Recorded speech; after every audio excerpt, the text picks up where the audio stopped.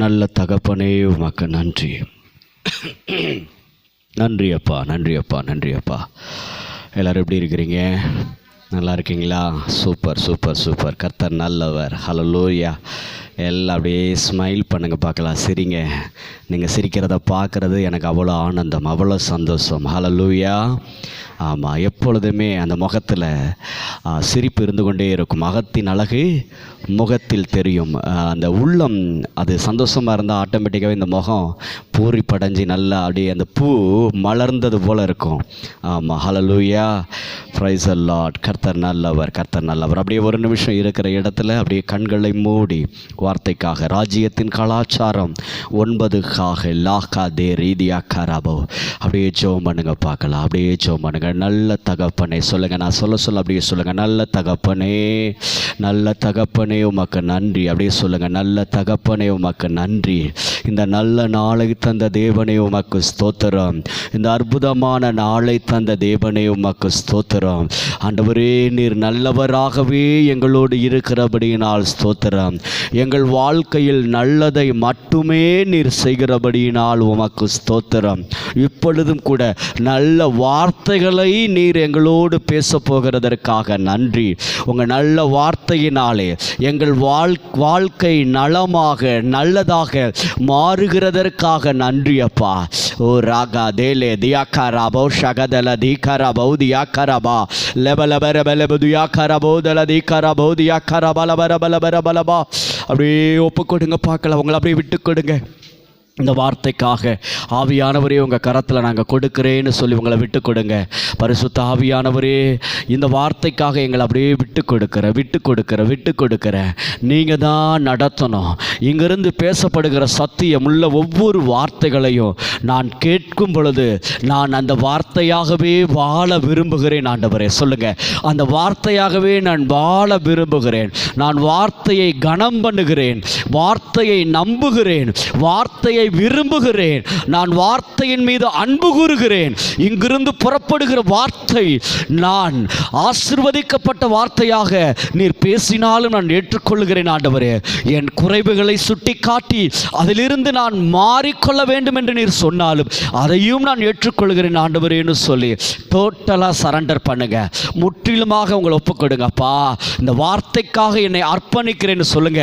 வாய்களை திறந்து சொல்லுங்க பார்க்கலாம். இந்த வார்த்தைக்காக அப்படிதான் என்னையே அர்ப்பணிக்கிற. இந்த வார்த்தை என்ன சொல்லுகிறதோ அதற்கு நான் முழுமையாக விட்டு கொடுக்கிறேன், நான் ஒப்பு கொடுக்கிறேன், அர்ப்பணிக்கிறேன். நீங்க என்னை கரம் பிடித்து நடத்துங்க ஆவியானவரே. பௌதரி ஹதியா கல பௌதல தீகர பௌதியா கரவா. உங்க மேல தேவனுடைய வல்லமை இறங்குகிறத நான் பார்க்கிறேன். உங்க ஹார்ட் பரிசுத்த ஆவியினால திறக்கப்பட்டு இருக்கிறத நான் பார்க்கிறேன். இங்க இருக்கிறவர்கள் ஒருத்தருக்கு கூட தூக்கம் வராது. ஆமாம், வேற எங்கேயும் சிந்தனை போகாது.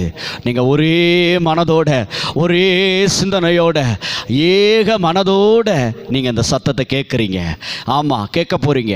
இந்த நிமிடம் ஒவ்வொன்றும் உங்களுக்கு விலையேறப்பட்ட நிமிடமாக மாறுகிறது. ஆவியானவரே உங்கள் இருதயங்களை திறந்து விட்டார். பௌத ரீஹதியா கலபோதலதி கரபா. உற்சாகத்தின் ஆவியினால் இப்பொழுதே நிரப்பப்படுவார்களாக. பௌத ரிஹதியா கலபோதியா கரபா லகதி யாக்கரபோ. Thank you Father, thank you Holy Spirit, thank you Jesus.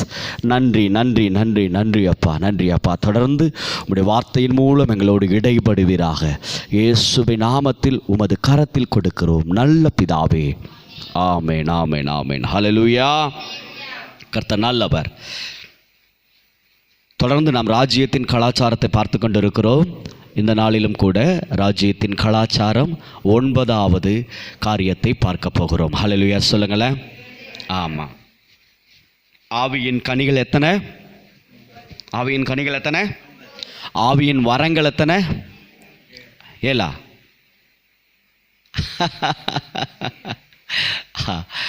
ஆவியின் கனிகள் 9. ஹல்லேலூயா. அவர் நல்ல தேவன், நல்ல தேவன், நல்ல தேவன். கர்த்தர் நல்லவர். பிரியமான தேவ பிள்ளைகளே, இந்த நாட்களிலும் கூட மத்தேயு 5ஆம் அதிகாரம் 13வது வசனத்தை எடுத்துக்கொள்ளுங்கள். நீங்கள் பூமிக்கு உப்பாயிருக்கிறீர்கள். உப்பானது சாரமற்று போனால் எதினால் சாரமாக்கப்படும்? வெளியே கொட்டப்படுவதற்கும் மனுஷரால் மிதிக்கப்படுவதற்குமே ஒழிய வேறொன்றுக்கும் உதவாது அப்படி என்று இந்த வார்த்தை சொல்லுகிறது. பிரைஸ் லார்ட் சொல்லுங்க. சத்தமா ஒரு ஹல்லேலூயா சொல்லுங்க. Yes, hallelujah. God bless you. பாருங்க, நீங்கள் பூமிக்கு உப்பாய் இருக்கிறீர்கள். உப்பை பற்றி உங்களுக்கு தெரியுமா? தெரியாதா? தெரியாதா? ஆமாம், உப்பையும் தெரியும், உப்பு மாவும் தெரியும், உடம்பு உப்புறதும் தெரியும் இல்லையா? ஆமாம், கர்த்தர் நல்லவர். சரி, அதை குறித்து நம்ம தியானிக்க போகிறோம். ஏன் உப்போடு நம்மை ஒப்பிட்டு பேசுகிறார் ஆண்டவர்? இது நமக்கு நல்லா தெரியணும். சரிங்களா? பார்த்தீங்க அப்படின்னா 2 ராஜாக்கள் 2ஆம் அதிகாரம் 19 22 முடிய நான் வாசிக்கிறேன். கவனமாய் கவனியுங்கள். பின்பு அந்த பட்டணத்தில் மனுஷர் எலிசாவை நோக்கி, எலிசா என்பவர் தீர்க்கதரிசி, எலிசாவை நோக்கி, இதோ எங்கள் ஆண்டவன் காண்கிறபடி இந்த பட்டணம் குடியிருப்புக்கு நல்லது, தண்ணீரோ கெட்டது. சொல்லுங்க, கெட்டது சொல்லாதீங்க. இங்க என்ன சொல்லியிருக்கு? குடியிருப்புக்கு நல்லது, தண்ணீரோ கெட்டது, நிலமும் பால் நிலம் என்றார்கள். ஆக அந்த பட்டணத்துக்கு போனதுக்கப்புறம் அங்குள்ள மனுஷர்கள் எல்லாம் சொல்கிறாங்க எலிசாவை பார்த்து, எலிசா தீர்க்கதரிசியானவரே, ஆண்டவனே, தேவனுடைய மனுஷனே, பாருங்க, குடியிருக்க அருமையான இடம். என்னங்க குடியிருக்க?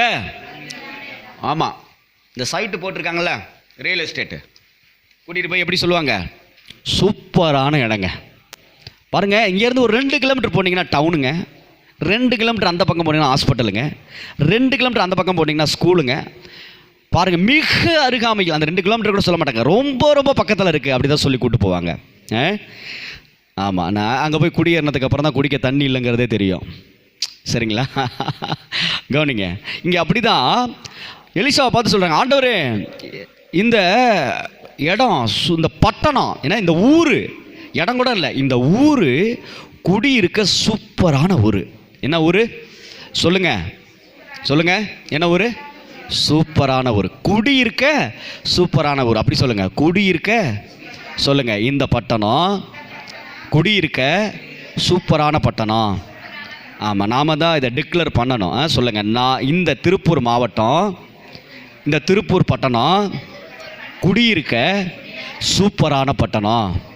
சொல்லுங்க, சும்மா சொல்லுங்க. ஏன்னா இந்த நேரத்தில் இதெல்லாம் நம்ம அறிக்கை பண்ணிடுவோம்.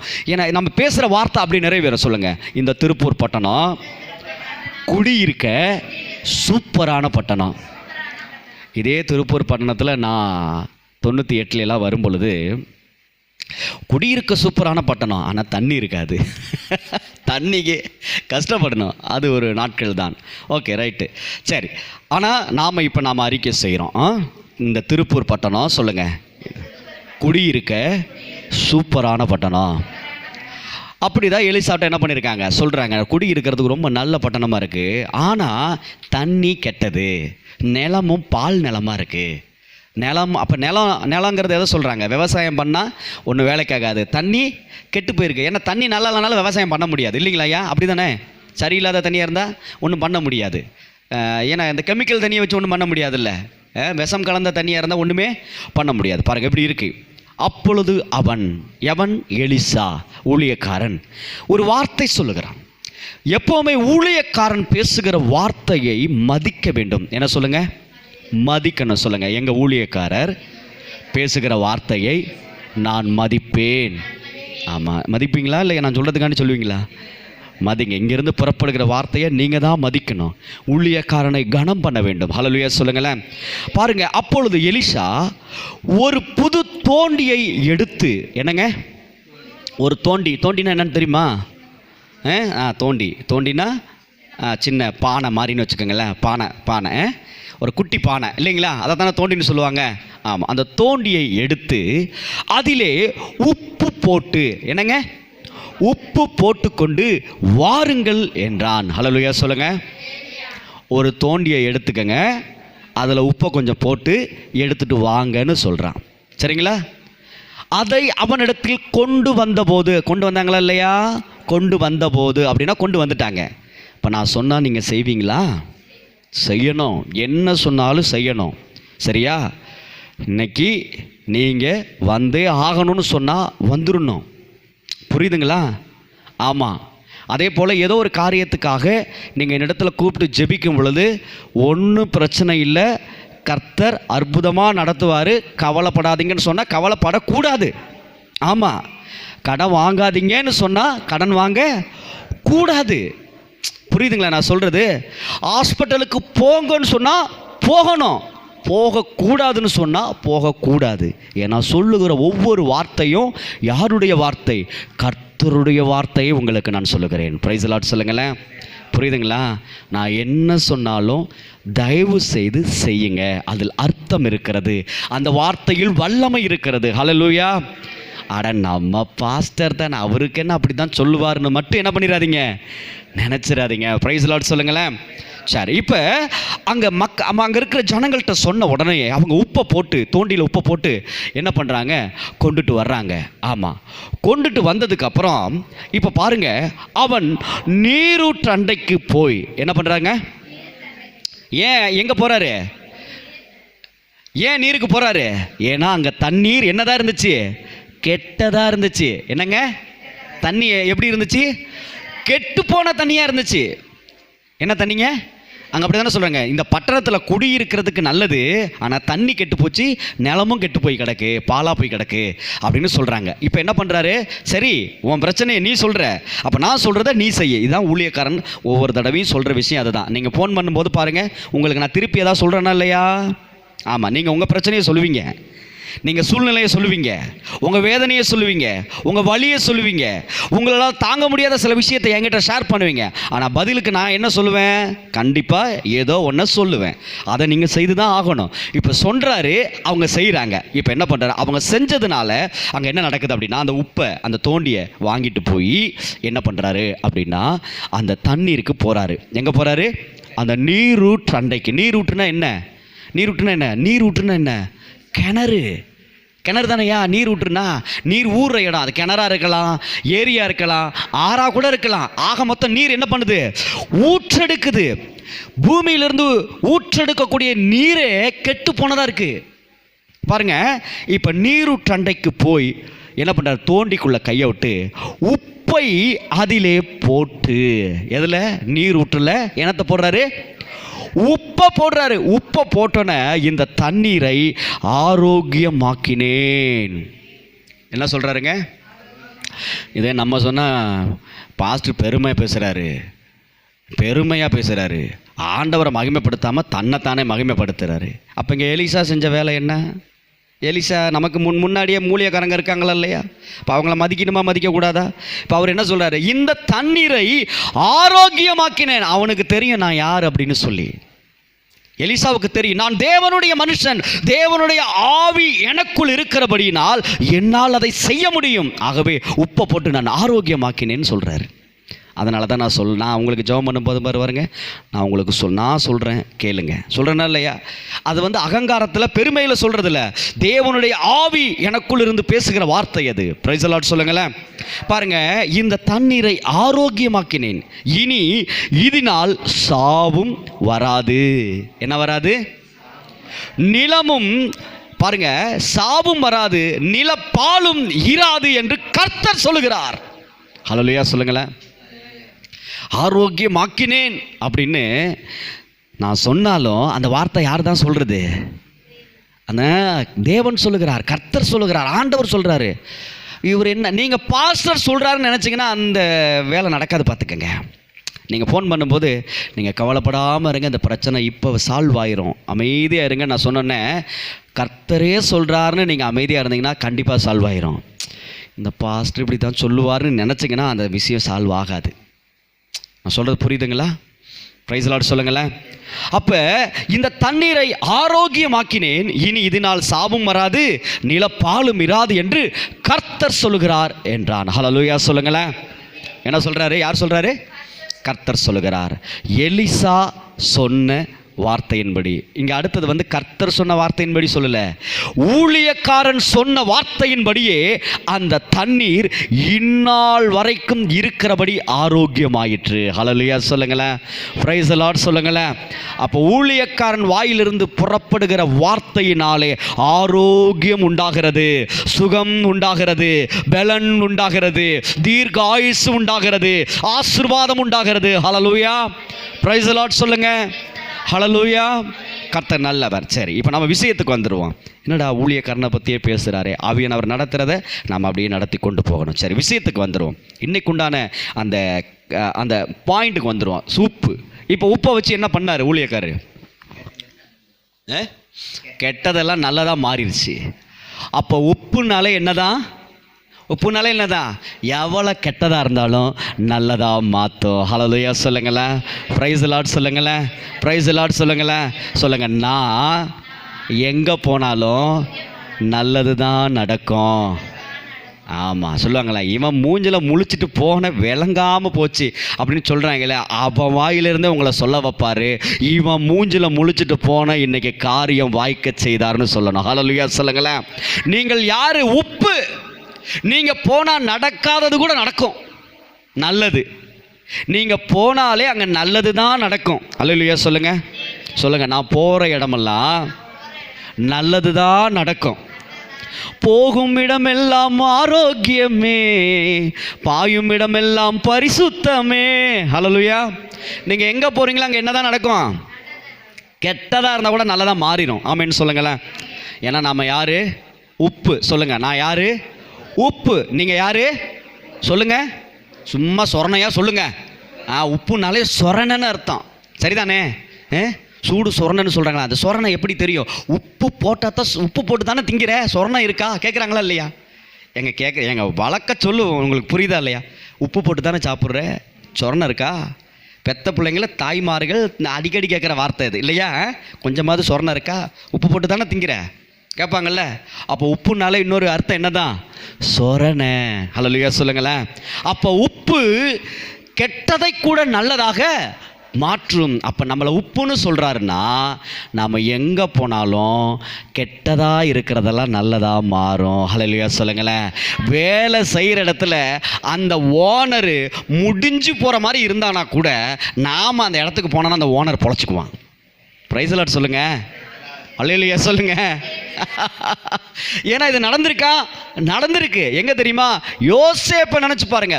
யோசேப்பின் நிமித்தம் போத்திபாரை கர்த்தர் ஆசீர்வதித்தார்னு வசனம் சொல்லுது. யோசேப்பு வேலை அடிமையாக போகிறான் ஒரு வீட்டுக்கு. அடிமையாக இருக்கிற வீட்டுக்கு அடிமையாக வச்சிருக்கிற எஜமான கர்த்தர் ஆசீர்வதிச்சுறாரு. என் புள்ள நீ அடிமையாக வச்சிருக்க, கொஞ்ச நாளைக்கு தான், அவனே உனக்கு ராஜாவாக வரப்போகிறான், பேசாமல் இரு, அது வரைக்கும் அவன் சுகபோகமாக வாழணும், அதனால் நீ நல்லா இருந்தேன்னு அவனை நல்லா வச்சுக்குவேன், அதனால் நீ நல்லாடுறா, ஆசீர்வதிச்சு விட்றாரு. ஹல்லேலூயா சொல்லுங்களேன், பிரைஸ் தி லார்ட் சொல்லுங்களேன். அப்போ நாம் உப்பு, எங்கே போனாலும் அங்கே நல்லது தான் நடக்கும். ஆமேன்னு சொல்லுங்களேன். நான் மறுபடியும் சொல்கிறேன், நீங்கள் எங்கே வேணாலும் போங்க, உங்களால் நல்லது தான் நடக்குமே ஒழிய கெட்டது நடக்கவே நடக்காது. ஆமேன்னு சொல்லுங்கள்.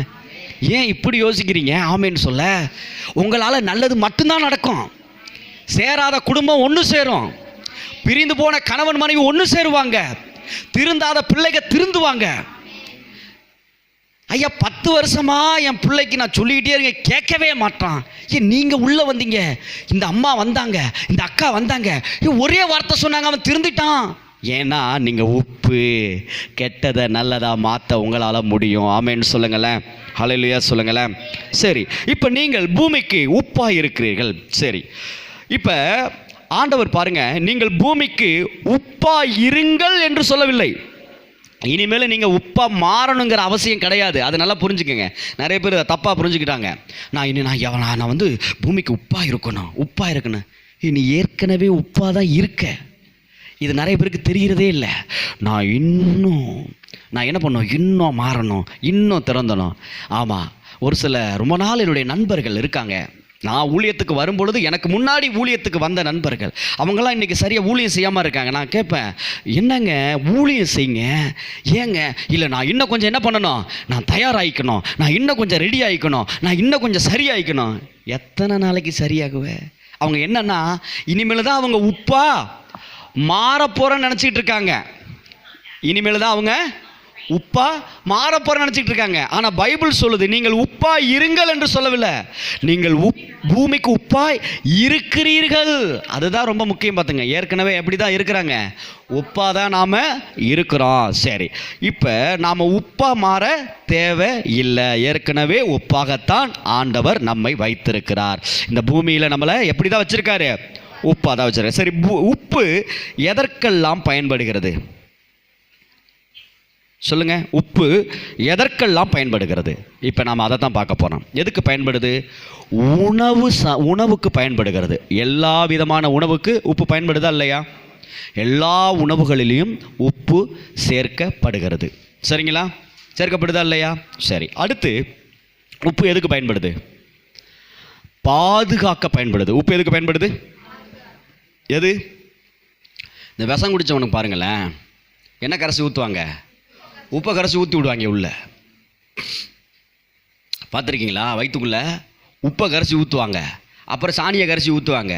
ஆனால் ஃபஸ்ட்டு எதை தான் ஊற்றுவாங்க? உப்பை கரைச்சி ஊற்றுவாங்க. உப்பு பாதுகாப்பு உண்டாக்குங்க. சில என்ன சொல்கிறது, சில கெமிக்கலெல்லாம் பாதுகாக்க உப்பு பயன்படுது. உப்பை போட்டு மூடி வச்சா அந்த கெமிக்கல் அப்படியே பாதுகாப்பாக இருக்கும். அது பதப்படுத்துறதுக்கு. இன்னொன்று, அந்த இது இருக்குங்களே, கெமிக்கல் இருக்குல்ல, கெமிக்கல், இந்த கெமிக்கல் லீக் ஆகாமல் இருக்க உப்பை பயன்படுத்துவாங்க. அது பாதுகாக்கப்படும். வெளியில் லீக் ஆனால் மனுஷனுக்கு ஆபத்து. ஆனால் அந்த கெமிக்கல் அது ரொம்ப துளியாக தான் என்ன பண்ணாங்க, உபயோகப்படுத்துவாங்க. அதை கேர்ஃபுல்லாக யூஸ் பண்ணுவாங்க. ஆனால் அந்த கெமிக்கலை உப்புனால் பாதுகாக்கப்படுவாங்க. அது பாதுகாப்புக்கு உப்பு பயன்படுகிறது. பாருங்கள், உப்பு உணவுக்கு பயன்படுகிறது. சொல்லுங்கள். உப்பு உணவுக்கு பயன்படுகிறது, உப்பு பாதுகாக்க பயன்படுகிறது. சரிங்களா? ஆமாம். அடுத்தது மூணாவது, உப்பு பதப்படுத்த பயன்படுகிறது. உப்பு எதுக்குங்க? ஆமாம், உப்பு மட்டும் இல்லைன்னா எந்த பொருளையும் பதப்படுத்த முடியாது, நாறிடும். நீங்கள் கறி வாங்குறீங்க, நீங்கள் ஆடு வளர்க்குறீங்க. சரிங்களா? ஆடு வளர்க்குறீங்க, இப்படியே வச்சுக்கோ, ஆடு வளர்க்குறீங்க. இப்போ அந்த ஆடு வளர்க்கும் பொழுது நீங்கள் என்ன பண்ணுறீங்க, சொந்தக்காரவங்க வர்றாங்க, ஒரு 30 பேர் வர்றாங்கன்னு கணக்கு பண்ணி இந்த ஆடை அடிச்சிடுறீங்க. என்னங்க, ஆடை அடிச்சிடுறீங்க. ஆனால் கடைசியில் 10 பேர் தான் வர்றாங்க. அப்போ அந்த 10 பேர் சாப்பிட்டது மிச்ச கறி இருக்கும். எல்லா கறியும் போட்டு குழம்பு வைக்கவும் முடியாது. இப்போ மீதி கறியை என்ன பண்ணணும்? நீங்கள் அப்படியே வச்சிங்கன்னா கண்டிப்பாக சொல்கிறேன், நாறிடும், புழுத்துரும். நீங்கள் என்ன தான் ஃப்ரீசர்லேயே வச்சாலும் ரொம்ப நாள் ஆயிடுச்சுன்னா அந்த கறி புழுத்துரும், நாறிடும், அழுகி போயிடும். கறி என்ன ஆயிரும்?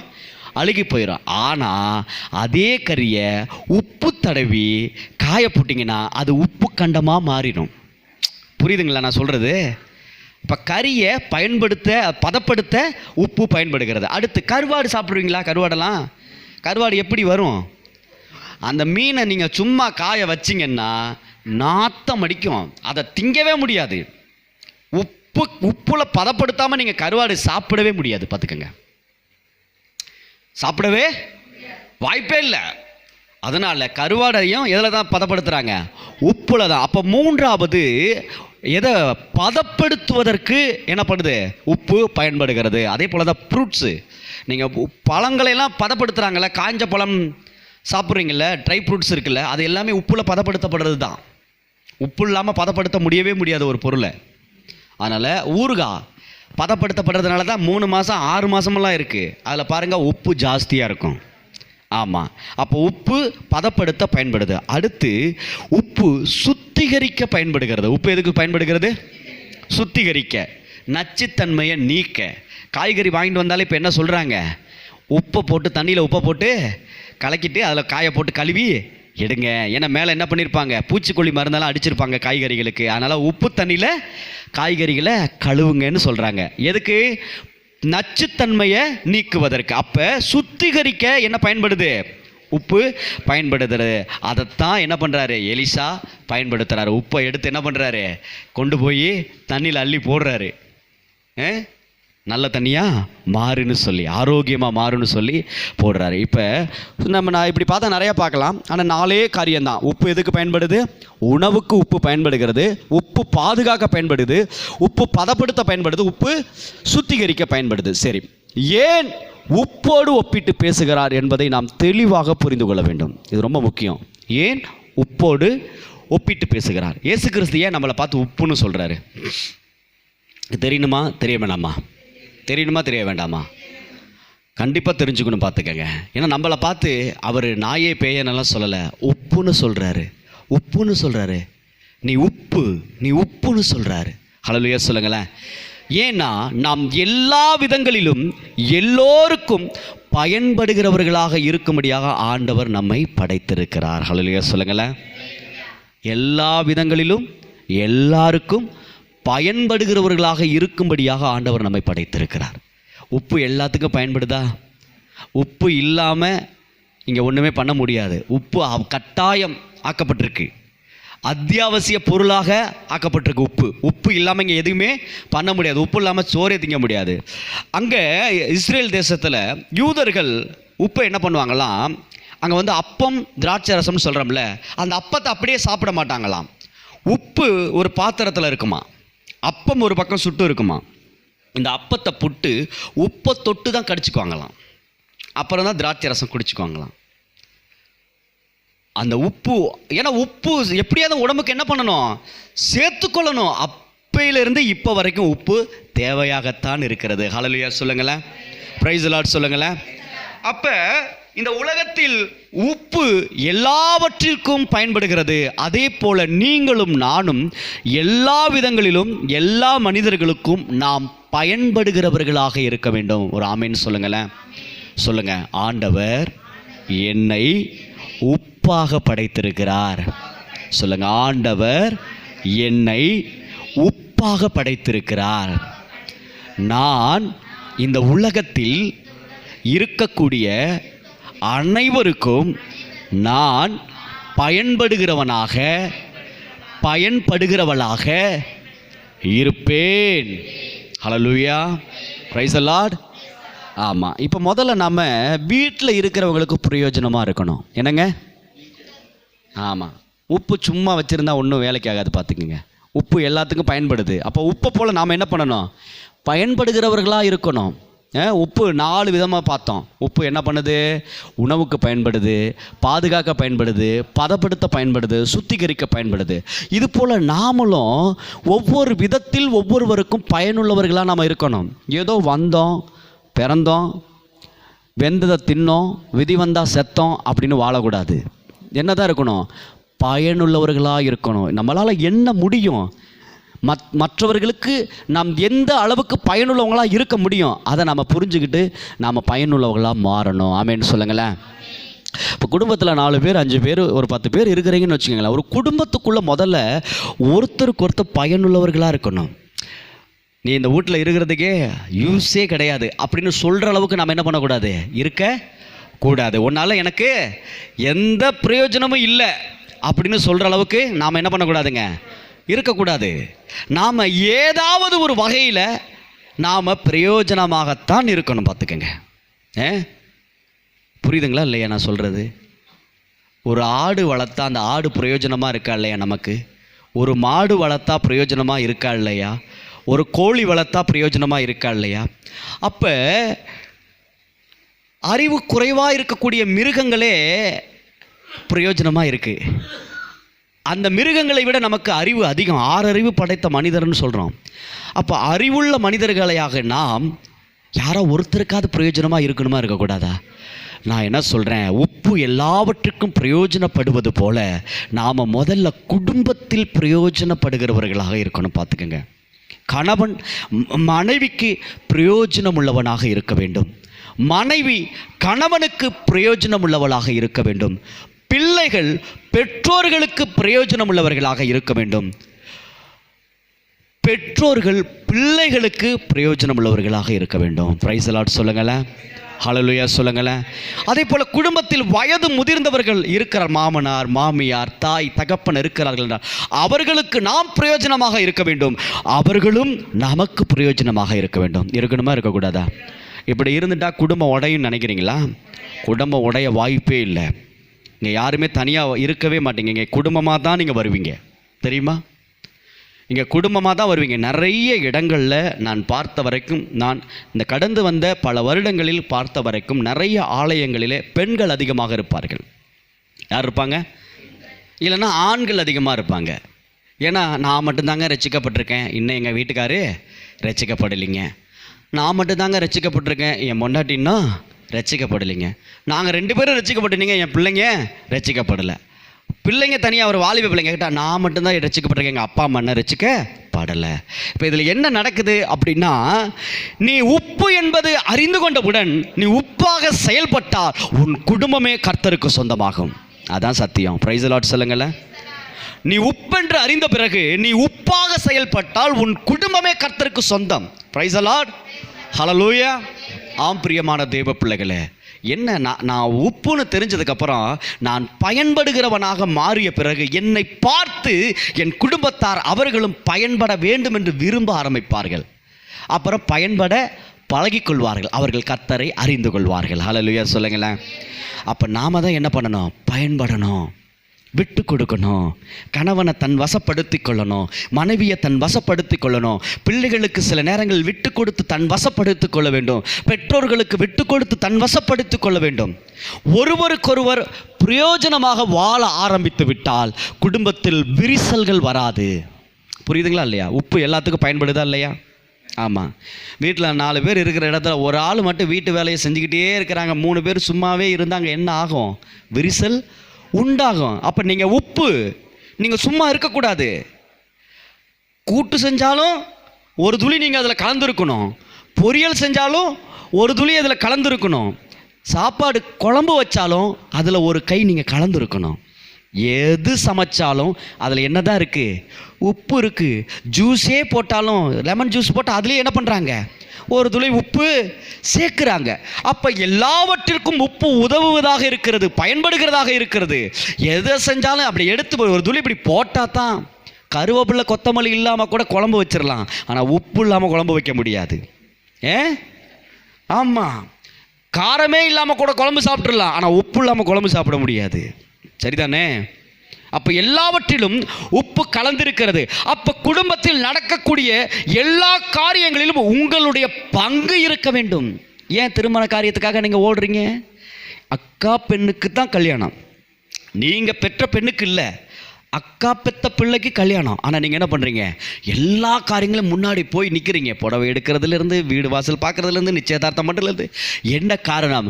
நான் உப்பாக இருக்கிறபடியினால் நான் அவர்களுக்கு பயன்பட்டு கொண்டிருக்கிறேன். அதுக்கு தான் போகிறீங்க. Price the Lord. உங்கள் நிமித்தம் எத்தனை பேர் உங்களை ஆச்சரியமாக பார்ப்பாங்க தெரியுமா? அக்கா தங்கச்சின்னா இப்படி இருக்கணும், அதுதான் தேவை. உங்கள் அக்கா வல்லியா, எங்கே உன் தங்கச்சியே காணோம், என்ன முகூர்த்த புடவை எடுக்க போகிறோம், உன் தங்கச்சியே காணோம் அப்படின்னா கேட்டால் என்ன அர்த்தம்? நாம் உப்பா இல்லைன்னு அர்த்தம். ஆனால் நீங்கள் போகிறீங்கல்ல, நீங்கள் உப்பா இருக்கிறீங்கன்னு அர்த்தம். பிரைஸ் தி லார்ட் சொல்லுங்களேன். ஹல்லேலூயா சொல்லுங்களேன். ஆமாங்க. குடும்பத்தை அப்படியே கட்டினோம், அப்படியே கட்டி காப்பாற்றணும். எல்லாவற்றிலும் நாம் இருக்கணும். இருந்தால் தான் நம்ம உப்பு. நம்ம ஒதுங்கி இருந்தோம்னா நாம் சப்புன்னு இருக்கிற உப்பு. நான் சொல்ல புரியுதுங்களா? நாம் எல்லாவற்றிலும் கலந்துருந்தோம்னா நம்ம சாரமுள்ள உப்பு. நாம் எதுலையுமே சேராமல் ஒதுங்கி இருந்தோம்னா, குடும்பத்தில் சொல்கிறேன், நான் சொல்கிறது குடும்பத்தில் எதுலேயுமே சேராமல் தனியாக ஒதுங்கி இருந்தோம்னா சாரமற்ற உப்பு. அது கொட்டப்படுவதற்கும் மிதிக்கப்படுவதற்குமே வெளியே வேற ஒன்றுக்கும் உதவாது. நீங்களே உங்களை உதவாக்கரையாக்கிக்கிறீங்க. அதுதான் உண்மை. இங்கே யாரும் உங்களை உதவாக்கரையாக்குறது கிடையாது. உங்களை நீங்களே தாழ்த்தி கொண்டு நீங்களே நான் ஒரு உதவாக்கரை என்று ஒதுங்கி கொள்கிறீங்க. அப்படி இருக்கக்கூடாது. குடும்பம் என்னைக்கு குடும்பம் கோயிலாகத்தான் இருக்க வேண்டும். பிரைஸ் தி லார்ட் சொல்லுங்க. குடும்பத்தை ஆண்டவர் நேசிக்கிறாரு. நீங்கள் நல்லா பாருங்கள், குடும்பமாக சந்தோஷமாக ஹாப்பியாக ஒன்றா இணைஞ்சிருக்கிற இடத்துல பிளஸ்ஸிங் சூப்பராக இருக்கும். ஆசீர்வாதங்கிறது காசு பணம் மட்டும் இல்லை. அடிக்கடி நான் உங்களுக்கு சொல்கிறேன், நல்லா கவனிங்க. சந்தோஷம், சமாதானம், காசு பணம், அப்புறம் என்ன சொல்லுது, சரீர ஆரோக்கியம், இதெல்லாம் ரொம்ப முக்கியம். பார்த்துங்க, நீங்கள் கோடி வச்சுருக்க வேண்டிய உடம்புல நல்லது கெட்டது வாங்கி சாப்பிட அவனை உடம்புல வியாதி வந்து கிடக்கு, திங்க முடியறதில்ல. கோடி வச்சுருக்கிறான், ஆனால் அவனால் திங்க முடியல நிம்மதியா. அது இல்லை ஆசீர்வாதம். நான் சொல்லுகிற ஆசீர்வாதம் உங்களுக்கு புரியுதா? காசும் இருக்கணும், சுகமும் இருக்கணும். பிரைஸ் தி லார்ட் சொல்லுங்களேன். ஹல்லேலூயா சொல்லுங்களேன். அப்போ இந்த ஆசீர்வாதம் வேணுமா வேண்டாமா? இந்த ஆசீர்வாதம் எங்கே இருக்கிறது? நாம் உப்பாக செயல்படும் பொழுது, குடும்பத்தை கட்டி காக்கும் பொழுது, குடும்பத்தில் ஒருத்தருக்கு ஒருத்தர் விட்டு கொடுக்கும் பொழுது, நான் என்ன சொல்கிறேன்னா, ஏதாவது ஒரு வகையில் நம்முடைய பங்கு அங்கே இருக்கணும். சொல்கிற புரியுதுங்களா இல்லையா? இந்த அண்ணன் தம்பிகள் இப்போ வீட்டில் இருக்கிற பெரியவங்க வயது மூத்தவங்க இறந்துட்டா அவங்க பெற்ற பிள்ளைகள் எல்லாம் தனித்தனியாக இப்போ ஃபேமிலியாக இருப்பாங்க. இப்போ என்ன பாருங்கள், ஒருவேளை அந்த முதிர்ந்த வயதில் இறந்து போனதுக்கப்புறம் பாருங்களேன், பங்கு போடுவாங்க, வீதம். ஆளுக்கு இவ்வளவு போட்டு என்ன பண்ணுவான், நல்லடக்கம் பண்ணுவான், வீதம் போடுறாங்க. எதுக்கு? ஏன்னா இவர்களுடைய பங்கு அங்கே இருக்குது. இப்போ நான் சொல்ல வர்றது உங்களுக்கு புரியுதா? அப்போ உங்கள் குடும்பம்னு ஒன்று இருந்தால் நீங்கள் ஏதாவது ஒரு வகையிலே நீங்கள் பங்குள்ளவர்களாக இருக்க வேண்டும். அவங்க வெறுக்கலாம், அவங்க ஒதுக்கலாம். ஏன்னா சில பேருக்கு உப்பு கம்மியாக சாப்பிடணும், சில பேர் உப்பு ஜாஸ்தியாக சாப்பிடுவாங்க. தேவையானவங்க தேவையான அளவுக்கு எடுத்துக்குவாங்க. அதுக்காண்டி உப்பு தேவைப்படாமல் போகாது, தேவைப்பட்டே ஆகும். புரிஞ்சுக்கங்க, உங்களை தேவையில்லைன்னு யாரும் தூக்கி எறிய முடியாது. நீங்கள் தேவைப்பட்டே தான் தீருவீங்க. அப்போ நீங்கள் என்ன பண்ணணும்? நீங்கள் கலந்து கொள்வதற்கு ஆயத்தமாக இருக்கணும். Price the Lord. நீங்கள் எல்லா இடத்துலையும் அவமானப்படுத்துவாங்க, ஒதுக்கி வைக்கிறாங்கன்னு சொல்லி நாம் ஒதுங்கி போகக்கூடாது. இது என் குடும்பம், இது என் குடும்பம், என் தாய், என் தகப்பன், என் சகோதரன், என் சகோதரி, என் மகன், என் மகள். நான் இந்த குடும்பத்தில் உள்ளே இருக்கிறேன். நான் ஒரு உப்பாக இருக்கிறபடினால், நான் தேவனை அறிந்திருக்கிறபடினால் என் குடும்பத்தில் நான் கலந்துதான் இருப்பேன். பிரைஸ் தி லார்ட் சொல்லுங்களேன். நம்மளை ஆண்டவர் பயன்படுத்துவார். வெறுத்தவங்க, ஒதுக்கி தள்ளுனவங்கெல்லாம் ஒரு நாள் இந்த உப்பு இல்லாமல் வாழ முடியாதுங்கிற நிலைமைக்கு வருவாங்க. பிரைஸ் தி லார்ட் சொல்லுங்களேன். இந்த உப்பு இல்லாமல் என்னால் வாழ முடியாது, நிச்சயமாக இந்த உப்பு எனக்கு தேவை என்று சொல்லி ஆண்டவர் உங்கள் பக்கம் திருப்புவார். பிரைஸ் தி லார்ட் சொல்லுங்களேன். யார் வேணாலும் உங்களை அவமானப்படுத்தட்டும். நான் திரும்ப திரும்ப சுற்றி எங்கே வரேன்னா குடும்பத்துக்குள்ளே தான் வரேன். ஏன்னா இங்கே குடும்பம் ஒற்றுமையாக இருக்கணும். நான் மறுபடியும் சொல்கிறேன், இங்கே குடும்பமாக தான் இருக்கும், வகையறாக இருக்கணும். நம்ம சர்ச்சில் இங்கே சிங்கிளாக யாருமே இங்கே வகையறாவாக இருக்கணும். பிரைஸ் தி லார்ட் சொல்லுங்களேன். குடும்பமாக வரணும். ஹல்லேலூயா. பொட்டு பொடுசு, சித்தப்பன், பெரியப்பன், மாமா, அத்தை எல்லாம் இங்கே வரணுங்கிறேன் நான். Praise the Lord. ஹல்லேலூயா. ஆமாம், ஒரு ஃபேமிலிக்கு ஒரு ஆராதனை நடக்கணும்னு நான் நம்புகிறேன். Praise the Lord. ஹல்லேலூயா. என்னங்க, ஒரு ஃபேமிலிக்கு ஒரு சர்வீஸ் நடக்கணும். ஆமாம், 7 to 8. யார் family? Kanagaraj family 7 to 8. Price the Lord. 8 to 9 Mercy அக்கா ஃபேமிலி. ஆடா சூப்பர், போடு. அடுத்து 9 to 10 சீலாமா ஃபேமிலி. ஹல்லேலூயா. அப்படி இருக்கணும். எப்படி இருக்கும்? சூப்பராக இருக்கும். கேட்குறதுக்கே சந்தோஷமாக இருக்குது. பார்த்தீங்களா? ஏன்னா நல்லது இருக்கிற இடத்துல கூட்டம் இருந்தே ஆக வேண்டும். Price the Lord. என் குடும்பம் இருந்தே ஆக வேண்டும். நான் நல்லதாக இருக்கிறபடினால் என் குடும்பமே நல்லதாகத்தான் இருக்க வேண்டும். ஆமென் சொல்லுங்களேன். அதனால் இன்னையிலேருந்து என் புருஷன் சரியில்லை, என் பொண்டாட்டி சரியில்லை, என் மகன் சரியில்லை, என் மக சரியில்லை, இந்த வார்த்தை சொல்லவே கூடாது. என் தங்கச்சி சரியில்லை, என் அக்கா சரியில்லை, என் அண்ணன் சரியில்லை, என் தம்பி சரியில்லை. நீங்கள் சரியாக இருக்கிறீங்கள, நீங்கள் சரியாக மாற்றுங்கன்னு நான் சொல்கிறேன். உங்கள் கேரக்டர்னால, உங்கள்கிட்ட இருக்கிற சாரத்தினால, நீங்கள் சொரணையோடு இருக்கிறதுனால உங்கள் சொரணையை அவங்க ருசிக்கணும். நான் சொல்ல புரியுதுங்களா? கர்த்தர் நல்லவர் என்பதை ருசித்து பாருங்கள். கனகராஜ் யார் என்பதை ருசித்து பார்க்க நீ உங்களை விட்டு கொடுக்கணும். விட்டு கொடுத்தா அந்த குடும்பம் தான் உங்களை தேடி வருவான். பிரைஸ் தி லார்ட் சொல்லுங்களேன். நான் சொல்ல புரியுதுங்களா? யாராக வேணாலும் இருக்கட்டுமே, நாம் உப்பாக சரியாக சாரம் உள்ளவர்களாக இருந்தால் கண்டிப்பாக நம்மளை உபயோகப்படுத்தி கொள்வாங்க.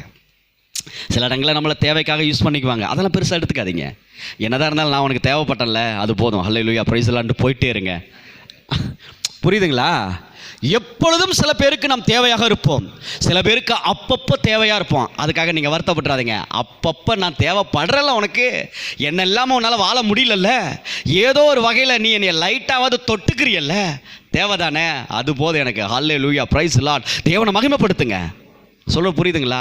உப்பு என்னைக்கு இருந்தாலும் தேவைப்படும். ஆமென் சொல்லுங்க. நான் என்னைக்கு இருந்தாலும் எல்லா மனிதருக்கும் தேவைப்படுவேன். இதை மறந்துடாதீங்க. ஏன்னா நான் பிரயோஜனமற்றவன், நான் ஒரு இது, நான் ஒரு குப்பை, நான் ஒரு புழு, நான் ஒரு பூச்சி, நான் எனக்கு ஒன்றுமே தெரியல, நான் ஏன் பிறந்தோனா, இது இல்லை, பேச்சு இல்லை. இதெல்லாம் பிசாசு கொடுக்கக்கூடிய வார்த்தை. அதுக்கெல்லாம் நம்ம இடம் கொடுக்கவே கூடாது. நான் என்னைக்கா இருந்தாலும் ஒரு நாள் அநேகருக்கு நான் தேவையாக இருப்பேன். Price the Lord. அதுதான் உங்களுக்குள்ள அந்த இது ஓடிட்டே இருக்கணும். சரிங்களா? இன்னைக்கு 1000 பேர் உங்களை ஒதுக்கி தள்ளாங்க, ஒரு நாள் லட்சத்தில் கோடி பேர் உங்களை தேடி வருவாங்கங்க. நம்புங்க. நம்பிக்கைத்தான், விசுவாசம்தான் வாழ்க்கை. Praise the Lord. ஹல்லேலூயா. நான் முதல்ல என் ஒரு ஃபேமிலி, என் பிள்ளைங்க, என் மனைவியை வச்சு மட்டும்தான் நான் பிரசங்கம் பண்ணிகிட்டு இருந்தேன். இன்றைக்கி இத்தனை ஃபேமிலி உட்காந்துருக்கிறீங்க, எனக்கு சந்தோஷமாக இருக்குது. எங்கே ஒன்றில் ஆரம்பித்தது தான் இன்று இத்தனை வந்து உட்காந்துருக்கிறது. ஹல்லேலூயா சொல்லுங்களேன். இப்போ இத்தனை குடும்பம் இருக்கிறதுனால இன்னும் எனக்கு தெரியும், இது இன்னும் பல மடங்கு பெருகும் என்று எனக்கு தெரியும். நான் மறுபடியும் சொல்கிறேன், இங்கே இருக்கிறதுல நமக்கு கணக்கு, இங்கே இருக்கிறது கொஞ்சம், நமக்கு வெளியில் இந்த தேசத்தையும் நமக்கு ஆண்டவர் கொடுத்துருக்காரு. ஹல்லேலூயா. நம்ம சிஜேசி ஃபேமிலி ஃபெலோஷிப் ஆக மொத்தம் அதுதான் இது. நம்ம ஃபெலோஷிப், நம்ம ஃபேமிலியில் எத்தனை குடும்பம் காஞ்சிபுரத்தில் இருக்காங்க, குடும்பம் சென்னையில் இருக்காங்க, குடும்பம் திருநெல்வேலியில் இருக்கிறாங்க, கரூரில் இருக்கிறாங்க, ஈரோட்டில் இருக்கிறாங்க, சிங்கப்பூரில் இருக்கிறாங்க, இலங்கையில் இருக்கிறாங்க, கனடாவில் இருக்காங்க, பாம்பேயில் இருக்காங்க. எல்லா இடங்களிலும் நமக்கு கர்த்தர் குடும்பங்களை உண்டாக்கி வைத்திருக்கிறார். பிரைஸ் தி லார்ட் சொல்லுங்களேன். ஹல்லேலூயா சொல்லுங்களேன். அவர் நல்ல தேவனாக இருக்கிறார். ஹல்லேலூயா. ஒரு நாள் நம்ம குடும்ப உறுப்பினர்கள் எல்லாம் ஒரு இடத்துல ஒன்று கூடுவோம். அது எனக்கு தெரியும், அதன் நம்பிக்கை எனக்கு இருக்குது. ஹல்லேலூயா. ஆமாம், அது மிக சிறப்பாக ஒரு திருவிழா போல் நம்ம கொண்டாட போகிறோம். ஆமேன்னு சொல்லுங்களேன். நடந்தே தீரும், அதுதான் என் விசுவாசம். அது நடந்தே தீரும். ஹல்லேலூயா. செம்ம ஜாலியாக, செம்ம சூப்பராக, அது ஒரு பெரிய விசுவாசம். என்னென்னா நம்ம எல்லாம் ஒன்று சேர்றதே ஒரு திருவிழா தான். பிரைஸ் தி லார்ட் சொல்லுங்களேன். Hallelujah. Praise the Lord, praise the Lord. Thank you Father, thank you Jesus. அன்பான தேவனுடைய பிள்ளைகளே, ஆகவே நீங்கள் மறந்து விடாதீர்கள், நீங்கள் உப்பு. நீங்கள் கண்டிப்பாக எல்லாருக்கும் பிரயோஜனமாக இருக்கணும். உப்பானது எல்லாவற்றுக்குமே, ஒரு சின்ன பொரியல், கூட்டு பொரியல்லேருந்து சாப்பாடு குழம்பு வரைக்கும் அந்த உப்பு பயன்படுகிறது. அதுபோல் உங்கள் குடும்பத்தில் யாரையும் ஒரு ஆளே தூக்கி சுமக்கிற மாதிரி வச்சிடாதீங்க. எல்லாத்துலேயும் பகிர்ந்து கொள்ளுங்கள், எல்லாத்துலேயும் கலந்து கொள்ளுங்கள். உங்களால் முடிந்த பங்கை அதில் செலுத்துங்க. உங்களால் உதவி செய்ய, அதாவது பணமாக கொடுக்க முடியவில்லையா, உங்கள் உடல் உழைப்பை கொடுங்கள். நான் சொல்ல புரியுதுங்களா? என்னால் சம்பாதிக்க முடியாது அப்படின்னா வீட்டில் என்ன பண்ணுங்க, உடல் உழைப்பை கொடுங்க. உடல் உழைக்க முடியலையா, அட்லீஸ்ட் ஆறுதலான வார்த்தைகளை கொடுங்க. சின்ன சின்ன வேலைகளையாவது செய்து என்ன பண்ணுங்க, நீங்கள் உப்பு என்பதை நிரூபித்து விடுங்கள். ஹல்லேலூயா. நீங்கள் சாரமற்ற உப்பை போல இருந்த இடத்துல அப்படியே குப்பையில் கிடக்கிற வேஸ்ட் மாதிரி நாம் இருக்க கூடாது. Praise the Lord. ஹல்லேலூயா. சரி, இப்போ சாரம் குறையாமல் நம்மளை பார்த்துக்கணும். சரிங்களா? உப்பு ரைட்டு, உப்பு சாரம் இருந்தால் தான் அந்த உப்பு உபயோகப்படும். சாரம் இருந்தால் தான் உப்பு உபயோகப்படும். இப்போ சாரம் இல்லைன்னா ஒன்றுக்கும் உபயோகப்படாது. இப்போ சாரம்னா என்ன? இப்போ அடுத்த கேள்வி உங்கள்கிட்ட, சாரம் அப்படின்னா என்ன? அட உப்பு தான், உப்புக்குள்ளே தான் சாரம் இருக்குது. சாரம்னா என்ன சொல்லுங்கள்? சாரம்னா உடனே பெயிண்ட் அடிக்க கட்டுவாங்கள்ல, அதான் சாரம். இந்த பின்னாடி வெளியில் கட்டையெல்லாம் வச்சு சவுக்கு அந்த இதெல்லாம் மரத்தை வச்சு கட்டி நின்று பெயிண்ட் அடிப்பாங்க, கட்டடம் கட்டுறதுக்கெல்லாம் யூஸ் பண்ணாங்க. அந்த சாரம் இல்லை. உப்பில் இருக்கிற சாரம் அப்படின்னா என்ன? எதுக்கு சாரம்னு சொல்கிறாங்க? எதுக்கு இந்த வார்த்தை சாரம்னு சொல்லப்படுது? என்னங்க போங்க, டேஸ்ட்டு கரெக்டு தான். சாரம்னா சுவை, சாரம்னா சுவை. உப்பு என்ன பண்ணும்? கசக்குமா, புளிக்குமா, உரைக்குமா, எப்படி இருக்கும்? உப்பு என்ன பண்ணும்? உப்பு உவர்ப்பு. உப்பு பேர் என்ன? உவர்ப்பு. என்ன தன்மை? கரிக்குங்கிறது வழக்க சொல், ஆனால் இலக்கண சொல் உப்பு உவர்க்கும், உவர்ப்பு தன்மை. சரிங்களா? சரி, அப்போ சாரம் என்பது டேஸ்ட்டு. என்ன சொல்லுங்கள்? சொல்லுங்கள். டேஸ்ட்டு. சொல்லுங்கள். டேஸ்ட்டு. சொல்லுங்கள். டேஸ்ட்டு. சொல்லுங்கள். டேஸ்ட்டு. ஒரே ஒரு கல் அந்த நாக்கில், சென்னைக்கு கையில் அள்ளிட்டு வந்துருக்குன்னு நினச்சேன். உப்பு எடுத்து அப்படியே ஒவ்வொருத்தர் நாக்கில் ஒவ்வொரு கல்லை வச்சு விடணும், மறக்கவே கூடாது.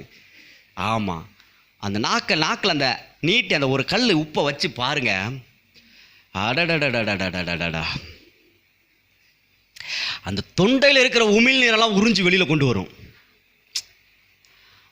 உப்பு முக்கியமான ஒரு விஷயத்தை பண்ணுங்க, உமிழ் நீரை சுரக்க வைக்கும். எதை சுரக்க வைக்கும்? இந்த ஏன் உமிழ் நீரை சுரக்க வைக்கிறது தெரியுமா? உமிழ் நீர் சுரக்கலைன்னா கணைய நீர் சுரக்காது. வெறும் கணைய நீர்னால மட்டும் உணவு செரிமானமாகாது. உமிழ் நீரில் செரிமானமாகி கணைய நீரில் ஆகினா தான் பூரண செரிமானமாகும் வயிற்றுக்கு. புரியுதுங்களா? உமிழ் நீர் சரியாக சுரக்காததுனால தான் கணைய நீரும் கம்மியாக சுரக்கிறதுனால, கணைய நீர் கம்மியாக சுரக்கிறதுனால தான் சுகர்னு சொல்கிறாங்க. செரிக்க மாட்டுது, இன்சுலின் போடுறாங்க. புரியுதுங்களா நான் சொல்கிறது? அப்போ உப்பு எந்த அளவுக்கு பங்கு வகிக்குது பாருங்கள். உமிழ் நீரை சுரக்க வைக்கிறது, அப்போ தான் சாப்பாடு செரிக்கும்.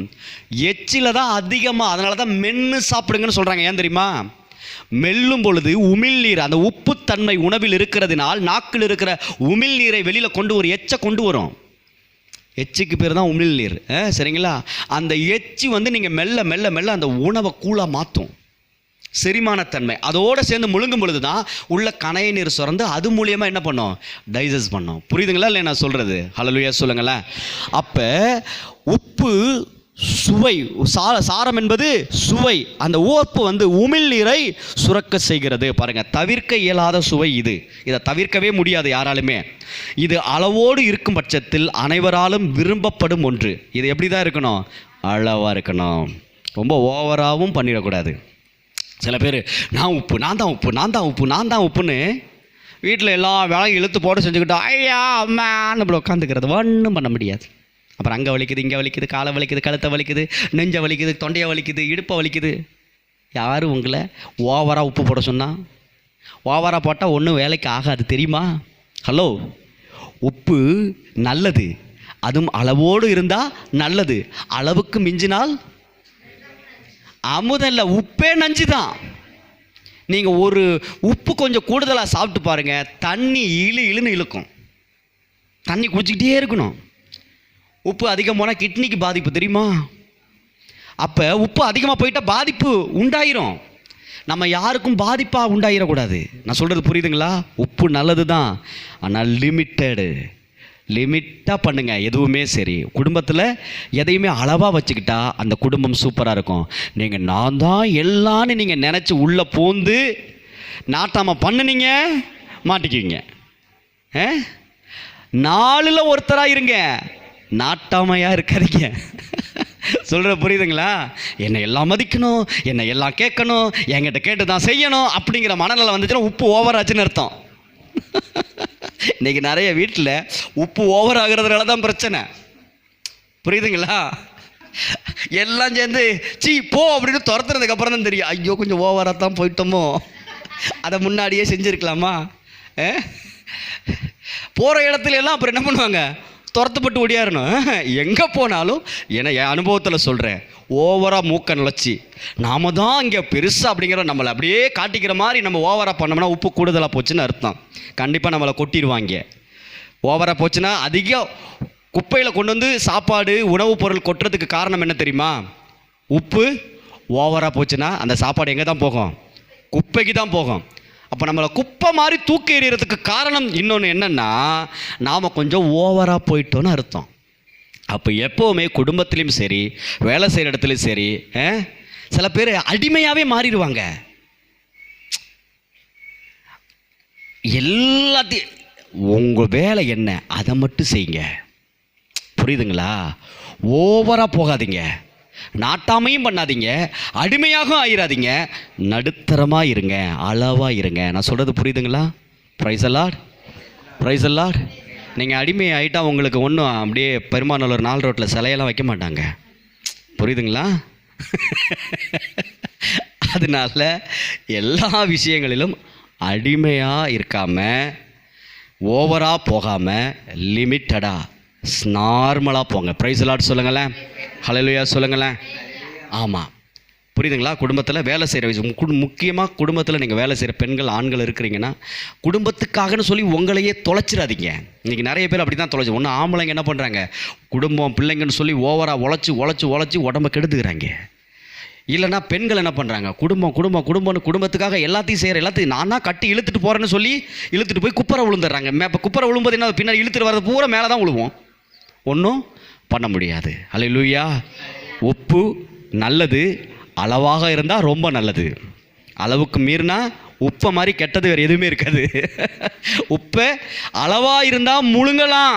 நல்லா புரிஞ்சுக்கோங்க, உப்பு அளவாக இருந்தால் முழுங்கலாம், அளவுக்கு மீறினா வாய்ப்பே இல்லை, ஒரு துளி கூட முழுங்க முடியாது. துப்பி தான் ஆகணும், துப்பு பட்டு தான் வரணும், வேறு வழியே இல்லை. பார்த்துக்கோங்க. ப்ரைஸ் அல்லாட் சொல்லுங்கள். எங்கேயுமே லிமிட்டாக இருங்க. Praise the Lord. ஆமாம், உப்பாக இருக்கணும், லிமிட்டாக இருக்கணும், சாரம் உள்ளதாக இருக்கணும். சரிங்களா? பாருங்கள், அடுத்து பாருங்கள், மற்ற சுவைகளை சமன் செய்கிறது, எல்லாத்தையும் ஈக்குவல் பண்ணும். காரம், புளிப்பு, இதையெல்லாம் கண்ட்ரோல் பண்ணுறது எதுனா உப்பு தான்.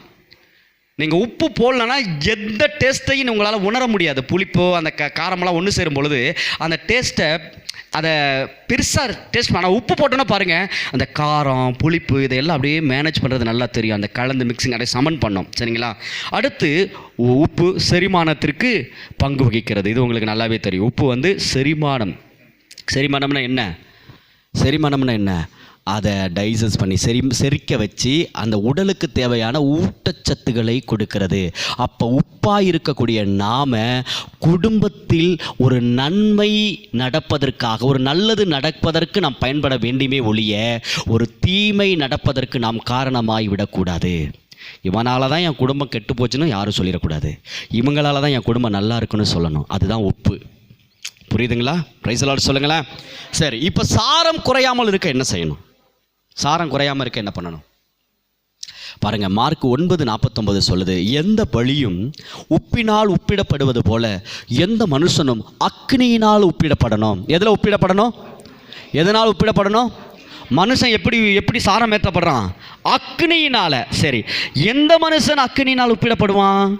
அதாவது எந்த மனுஷனும் பரிசுத்த ஆவியானவரால் தான் என்ன பண்ண முடியும்? சாரமுள்ளவனாக சுவையுள்ளவனாக இருக்க முடியும். இதை நாங்கள் நல்லா புரிஞ்சுக்கணும். பார்த்துக்கங்க. அக்னினாலே என்னதான்?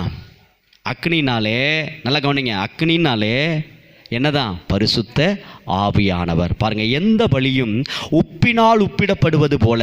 ஆண்டவருக்கு பலி செலுத்தும் பொழுது உப்பும் போடுவாங்க. அது தெரியுமா உங்களுக்கு? பழைய ஏற்பாட்டில் பலி செலுத்தும் பொழுது உப்பு, அந்த பலியில் உப்பு தடவணும். நீங்கள் பழைய ஏற்பாடு படித்து பாருங்கள், தெரியும். உப்பினால் எந்த பலியும் உப்பினால் உப்பிடப்படுவது போல எந்த மனுஷனும், யாருங்க? யாராக இருந்தாலும் சரி, எந்த மனுஷனும் அக்னியினால் உப்பிடப்படுவான். நம்மளை உப்பா மட்டும் வைக்கலை, அந்த சாரம் அக்னியினால் தான் அந்த சாரம் ஏற்றப்படணும். நம்ம சாரம் உள்ளவங்களாக இருக்கணும். அந்த சுவை நம்ம எப்படி இருக்கணும்? டேஸ்ட் உள்ளவங்களாக இருக்கணும். அது யாரால் முடியும்னா பரிசுத்த ஆவியானவரால் தான் முடியும். சொல்லுங்கள், நான் டேஸ்ட்டாக இருக்க காரணம் என் ஆவியானவர். சொல்லுங்கள், பரிசுத்த ஆவியானவரே என்னை சாரம் என்கிற அக்னியினாலே நிரப்பும் ஆண்டவரே. இப்படி டெய்லி உங்களை சாரம் ஏற்றிக்கங்க. Price the Lord. அதனால் பரிசுத்த ஆவியானவர் இல்லாமல் இங்கே எதுவுமே செயல்பட முடியாது. நம்ம ஒவ்வொரு விஷயம் சத்தியத்தை கற்றுக்கொள்கிறோம். அந்த ராஜ்யத்தின் கலாச்சாரத்தின்படி நம்ம வாழணும் அப்படின்னாலே பரிசுத்த ஆவியானவர் நமக்கு தேவை. அதனால தான் ஒவ்வொரு நாளும் உங்களுக்கு அனுப்புகிற செய்தியில் நான் என்ன சொல்லிக்கிட்டே இருக்கிறேன்? பரிசுத்த ஆவியானவருக்கு உங்களை விட்டு கொடுங்க. அந்நிய பாஷையில் பேசுங்க. ஆவியானவரோடு கனெக்ட் ஆகுங்க. அதுதான். நீங்கள் 10 பக்கத்துக்கு எழுதி வச்சு ஜப குறிப்புக்கு நீங்கள் ஜெபம் பண்ணுறது வேஸ்ட்டு. நீங்கள் ஆவியானவரோடு கனெக்ட் ஆகிட்டு உங்கள் ஞாபகத்துக்கு யார் முகமெல்லாம் வருதோ ஆட்டோமேட்டிக்காக அவங்க ஜப குறிப்பெல்லாம் ஃபார்வர்ட் ஆகிரும். நீங்கள் சொல்லணுங்கிற அவசியமே இல்லை. நீங்கள் ஆண்டவரோடு ஆவியில் நிரப்பப்படணும். ஆவியானவர்கிட்ட உங்களை டோட்டலாக சரண்டர் பண்ணணும். உங்களை அறியாமலே நீங்கள் ஒரு அரை மணி நேரம் ஒரு மாதிரியாக இருக்கும். மாம்சத்தில் ஸ்தோத்திரம் ஹல்லேலூயா பிரைஸ் தி லார்ட். ஆரம்பத்தில் சொல்கிறேன், ஆரம்ப ஸ்டேஜ். அந்த அரை மணி நேரத்துக்கு மேலே வாக்கு கடங்காத உங்களுக்குள்ளே ஆவியானவர் இருக்கிறத நல்லா ஃபீல் பண்ண முடியும். நீங்கள் பாட்டு சோத்திரமோ ஜெபமோ அந்நிய பாஷை பேச ஆரம்பிச்சிருவீங்க. அந்நிய பாஷை பேச உங்கள் சிந்தனையில் ஒவ்வொருவரும் ஞாபகத்துக்கு வருவாங்க. யாருக்காக ஜெபிக்கணும், எதற்காக ஜெபிக்கணும்லாம் அந்த ஞாபகத்துக்கு வர்றாங்கல்ல. அது வர நீங்கள் அந்நிய பாஷை பேசுகிறீங்களா, அவங்க ஜெப குறிப்புக்கு நீங்கள் ஜெபம் பண்ணுறீங்கன்னு அர்த்தம். ஆட்டோமேட்டிக்காக அவங்க ஜெப குறிப்பு போயிட்டு இருக்கு தேவனிடத்தில். Price the Lord. ஹல்லேலூயா சொல்லுங்களேன். ஆமாம், அப்போ அந்த அந்நிய பாஷை பேசிட்டு யார் ஞாபகத்துக்கு வராங்களோ அவங்க நல்லா இருக்கணும், அவங்க சிறப்பாக இருக்கணும், அவங்க ஆரோக்கியமாக இருக்கணும், அவங்க கடன்கள் மாறணும். சொல்ல அப்படி நடக்கும். பிரைஸ் தி லார்ட் சொல்லுங்களேன். ஹல்லேலூயா சொல்லுங்களேன். அப்போ ஆவியானவர் என்கிற சாரம் நமக்குள் இருந்தால் தான் நம்மளால் கண்ட்ரோலாக இருக்க முடியும். இதை இப்போ சொல்லிக் கொடுக்கறது வெறும் சாதாரண மனுஷனால் இந்த ராஜ்யத்தின் கலாச்சாரத்தை கைக்கொள்ள முடியாது. பரிசுத்த ஆவியானவரோடு இணைந்து இருக்கிற நபர்களால் தான் இதை கைக்கொள்ள முடியும். நீங்கள் இணைந்து இருக்கிறீர்களா? ஆமைன்னு சொல்லுங்கள். ஆவியானவர் உங்களோட தான் இருக்கார். நீங்கள் அவரோட தான் பிரயாணம் பண்ணிக்கிட்டு இருக்கிறீங்க. நீங்கள் இன்னும் நெருங்குங்கன்னு நான் சொல்கிறேன். டோட்டலாக சரண்டர் ஆகுங்க. என்னை நடத்துங்கன்னு காலையில் எழுந்த உடனே அந்த வார்த்தையை உபயோகப்படுத்துங்க. ஆவியானவரே உமக்கு ஸ்தோத்திரம், உங்கள் கரத்தில் என்ன விட்டு கொடுக்குறேன், அர்ப்பணிக்கிறேன். ஹல்லேலூயா சொல்லுங்களேன். பிரைஸ் தி லார்ட் சொல்லுங்களேன். நாய் பார்த்துருக்கிறீங்களா? நாய் வளர்க்குற இடத்துல நீங்கள் பார்த்தீங்கன்னா கழுத்தில் ஒரு பெல்ட் போட்டிருப்பாங்க. அது தன்னை விட்டு கொடுத்துரும் முதலாளிகிட்ட, எஜமான்கிட்ட. அந்த எஜமான் அதை எங்கெல்லாம் கூட்டிகிட்டு போகணும்னு நினைக்கிறாரோ அங்கெல்லாம் அது கூடவே போகும். அவ்வளோதான் மேட்ரு. அதுபோல் தான் நாம் ஆவியானவர் கரத்தில் நம்மளை விட்டு கொடுக்கும் பொழுது அவர் நம்ம அழைச்சிட்டு போகிறதுக்கெல்லாம் நம்ம இடம் கொடுக்கணும். பிடிக்காத இடத்துக்கு நம்ம போக வேண்டிய கட்டாயம் ஏற்படும். தயவு செய்து போயிருங்க. பிடிக்காத இடமா இருந்தாலும் போயே ஆகணும்னு நமக்கு ஒரு சூழ்நிலை உருவாக்குதுன்னா ஆவியானவர்களை கொண்டு போகிறாரு, போயிருங்க. அங்கே போனீங்கன்னா அங்கே நல்லது தான் நடக்கும். பிடிக்காத இடம் உங்களுக்கு பிடிக்க ஆரம்பிச்சிடும் சில நேரத்தில். ஹல்லேலூயா சொல்லுங்களேன். நீங்கள் ஒரு சில இடத்துக்கு போயே ஆகணும்னு சொல்லி ஆர்வமாக கிளம்பிக்கிட்டு இருப்பீங்க, ஆனால் போக முடியாத ஒரு சூழல் ஏற்படும். அப்போ சொல்லுங்கள், ஆவியானவரே நன்றின்னு சொல்லுங்கள். நீங்கள் போகிறது அங்கே நல்லது இல்லைன்னு அர்த்தம். புரியுதுங்களா நான் சொல்ல வர்றது? இதுதான் ஆவியானவருக்கு உங்களை சரண்டர் பண்ணுறதுக்கு உண்டான அடையாளம். அதுதான் ஆவியானவருக்கு சரண்டர் பண்ணிவிட்டு என்ன பண்ணுவாங்கன்னா, போகவே முடியாத ஒரு சூழல் ஏற்படும் பொழுது, போய் ஆகணும் ஆர்வமாக இருக்கிற இடத்துக்கு போகவே முடியாத ஒரு சூழல் ஏற்படும். அதையும் மீறி என்ன பண்ணிடுவாங்க, சண்டை போட்டு வம்பு பண்ணி அந்த இடத்துக்கு போவாங்க. அது ஆவியானவர் கைக்குள்ளே நம்ம இல்லைன்னு அர்த்தம். அது சில இடத்துல போகவே கூடாதுன்னு முடிவு பண்ணிட்டு இருப்பாங்க, ஆனால் போக வேண்டிய சூழல் கட்டாயமாக போகணும் அப்படிங்கிற ஒரு சூழல் ஏற்படும். ஆனால் அதையும் மீறி அப்படியெல்லாம் போகணுங்கிற அவசியம் எனக்கு இல்லை அப்படின்னு உட்காந்துருந்தீங்கன்னா அப்போவும் நீங்கள் ஆவியானவர் கையில் இல்லைன்னு அர்த்தம். புரிஞ்சிருச்சா நான் சொன்னது? உங்களுக்கு புரிஞ்சிருச்சா? ஆமாம், உங்களுக்கே தெரியும். அது ஆவியானவர் உங்களோட இடைப்படுறது, பேசுகிறது நல்லாவே அந்த இருதயம் அப்படியே பீஸ்ஃபுல்லாக இருக்கும். உங்களுடைய புத்தி சொல்லும் போகாதுன்னு, ஆனால் மனசு சொல்லும். மனசு ஆனால் சமாதானமாக இருக்கும். அதை வச்சு தான் தெரிஞ்சுக்கணும். உங்கள் புத்தி சொல்லும், அங்கே யாரும் அக்கா வீட்டுக்கா, அண்ணன் வீட்டுக்கா, ஆனால் அவங்க வீட்டுக்கா போகாதன்னு புத்தி சொல்லும். ஆனால் மனசு சமாதானமாக இருக்கும். போனால் தான் என்ன அப்படின்னு தோணுதுன்னு வச்சுங்களேன், ஆண்டவர் போக சொல்கிறான்னு அர்த்தம், போயிடணும். ஹல்லேலூயா சொல்லுங்களேன். இப்போ இந்த புத்தி அடுத்தது ஒரு விஷயத்துக்கு போகணும்னு ஆர்வப்படும். எல்லாத்தையும் சீக்கிரம் அதை பண்ணு, இதை பண்ணு பயங்கர பரபரப்பாக இருக்கும். ஆனால் இந்த மனசுக்குள்ளே ஒரு சமாதானமே இருக்காது, படப்படப்பாக இருக்கும். ஒரு மாதிரியா போய் தான் ஆகணுமான்னு உள்ளுக்குள்ளே தோணும். புத்திக்கு மனசுக்கு வித்தியாசம் தெரிஞ்சுக்கணும். நீங்கள் போய் தான் ஆகணும்னு மனசு தோணிருச்சுன்னா எவ்வளோ பெரிய அது தங்கமே கொடுக்கக்கூடிய விசேஷமாக இருந்தாலும் சரி, கம்முன்னு உட்காந்துக்கணும். பிரைஸ் லார்ட் சொல்லுங்களேன்.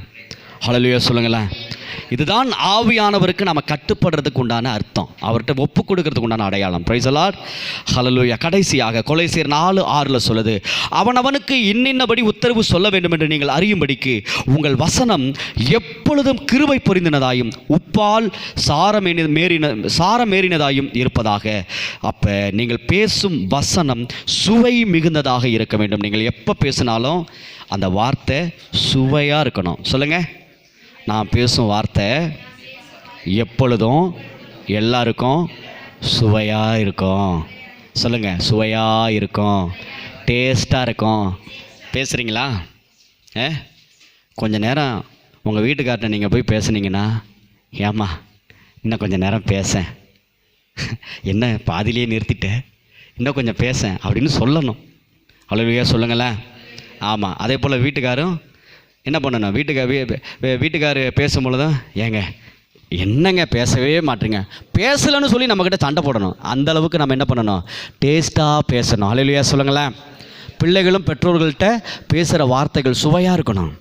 பெற்றோர்களும் பிள்ளைகள்கிட்ட எப்படி தான் பேசணும், டேஸ்ட்டாக தான் பேசணும். ஹல்லேலூயா சொல்லுங்களேன். டேஸ்ட்டாக பேசுகிறதுனா எப்படின்னு தெரியுமில்ல? டேஸ்ட்டாக பேசுகிறதுனா எப்படி, நம்ம பேச்சில் சுவை எப்படி இருக்கும்? ஃபோன் பண்ணுறீங்க, சொல்லுங்கண்ணே, நல்லா இருக்கீங்களா? சரிங்கண்ணா, ஓகேண்ணே, ஆனால் இன்னொரு ஃபோன் வருது, நான் பேசிக்கிறேங்கண்ணே அப்படின்னு சொன்னால் அது சுவை, டேஸ்ட்டாக சொல்கிறது. ஃபோன் பண்ணுது, ஹலோ,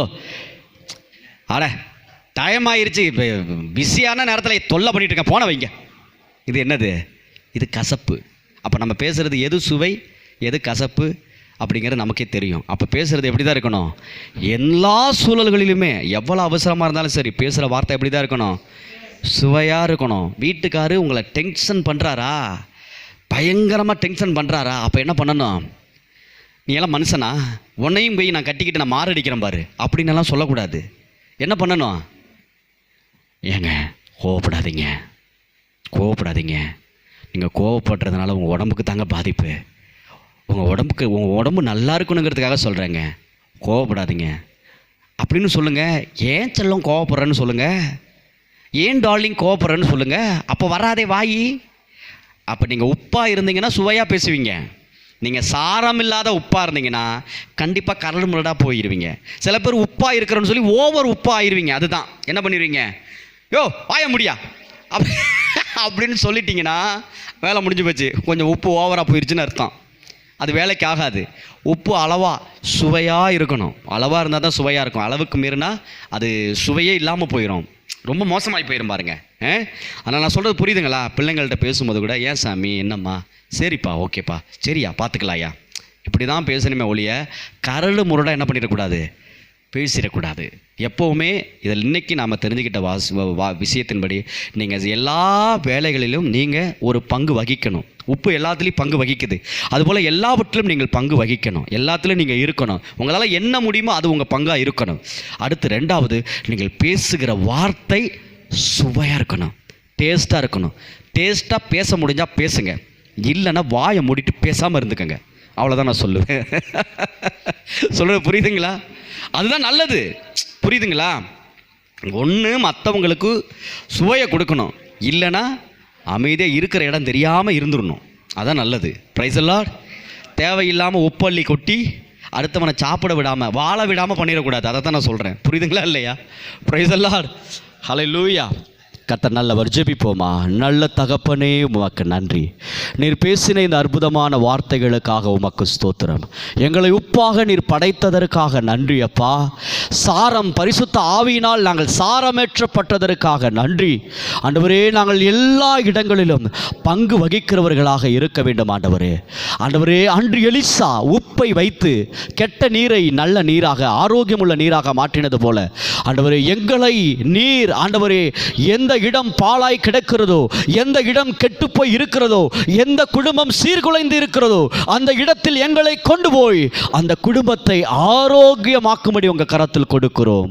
நாங்கள் அநேக குடும்பம் ஆரோக்கியமாகுவதற்கு எங்களை உப்பாய் உங்கள் கரத்தில் அர்ப்பணிக்கிறோம் ஆவியானவரே.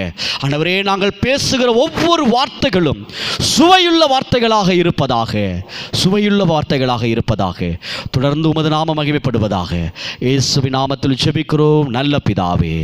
ஆமென், ஆமென். என் ஆத்துமாவே கர்த்தரை ஸ்தோத்திரி, என் முழு உள்ளமே அவருடைய பரிசுத்த நாமத்தை ஸ்தோத்திரி.